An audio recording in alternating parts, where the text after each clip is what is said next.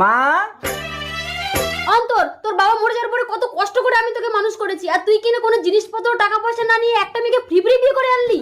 পণ্য অপরাধ মা। অত জানি না, তোর বিয়ের জিনিস নিয়ে আমি ঘর সাজাবো, এটা আমার অনেক দিনের আশা। তুই ওই মেয়েকে তাড়িয়ে দে, আমি তোকে আবার বিয়ে দেবো।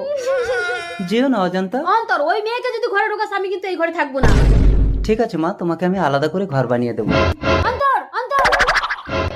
ছেলে যখন ঘর থেকে বেরিয়ে যাবে আমি তখন ঘরে আগুন লাগিয়ে দেবো, তাহলে এই ডানিটা পুড়ে মরবে আর আমি আমার ছেলেকে আবার বিয়ে দিয়ে জিনিসপত্র টাকা পয়সা কত কিছু দেবো। কয়েকদিন পর।